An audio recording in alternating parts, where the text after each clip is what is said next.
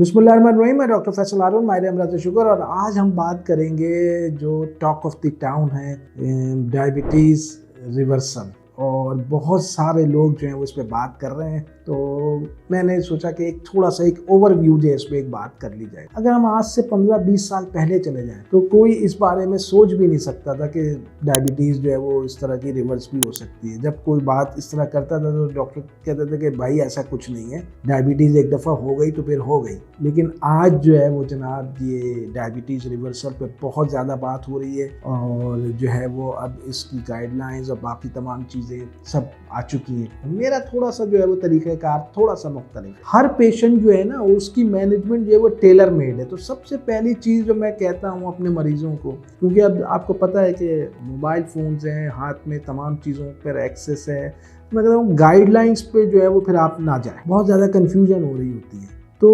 आपके लिए tailor made जो है वो एक चीज़ जो है वो हर एक आदमी की जो है वो उस हिसाब से जो है वो देखी जाएगी। अब एक आदमी है, ठीक है, उसका इंसुलिन रेजिस्टेंस दूसरे आदमी से ज़रा मुख्तलिफ होगा, वो ज़रा बाद में रिवर्सल पे आएगा, वो बाद में आएगा। तो हर आदमी के लिए जो है ना वो एक टेलर मेड किस्म की जो है वो डायबिटीज़ में मैनेजमेंट होती है। ये गाइडलाइंस जो है वो मैं अमूमन जो है ठीक है वो है, लेकिन ज़रूरी नहीं है कि हर पेशेंट पे जो है आप उसको जो है वो देख रहे हो। सबसे जो अहम चीज़ डायबिटीज़ रिवर्सल में है वो है जनाब, ऑब्वियसली आपकी कैलोरीज जो आप ले रहे हैं और जो आपका बर्न आउट हो रहा है, तो वो आपको मालूम होना चाहिए।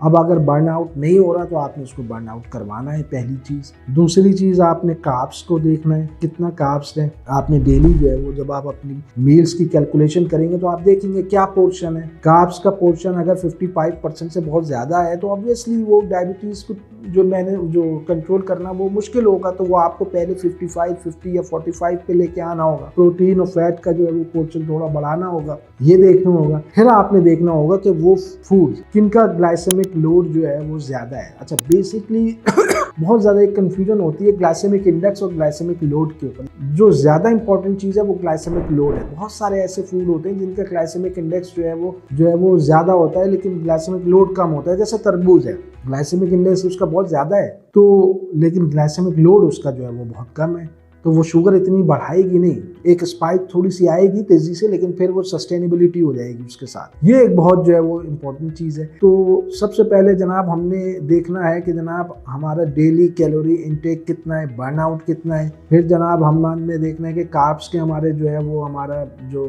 पोर्शन है वो कितना है, कितना परसेंट है, ठीक है, वो उसको कम करना है। प्रोटीन फैट को थोड़ा सा बढ़ाना है। उसके बाद जनाब जो ले रहे हैं उनकी हमने ग्लाइसेमिक लोड देखना है वो कितना है। उसके बाद जनाब हमने अपना वर्कआउट करना है, जिसमें एक डिस्क वॉक है, 10,000 स्टेप्स पर डे का जो है वो एक टारगेट जो है वो होना चाहिए।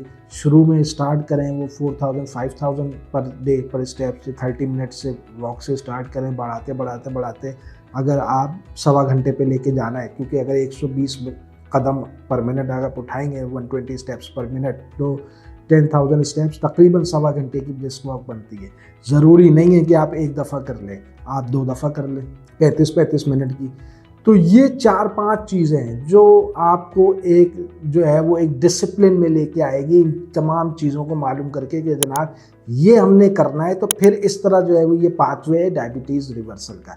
तो ये थोड़ा सा ओवरव्यू था, इस पर हम तफसीली बात करेंगे, बल्कि बहुत बात करेंगे इंशाल्लाह आगे चल के। तो वीडियो को लाइक करना मत भूलिएगा, चैनल को सब्सक्राइब करना मत भूलिएगा, और इंशाल्लाह अगली दफ़ा फिर किसी और टॉपिक के साथ हाजिर होंगे। अस्सलाम वालेकुम।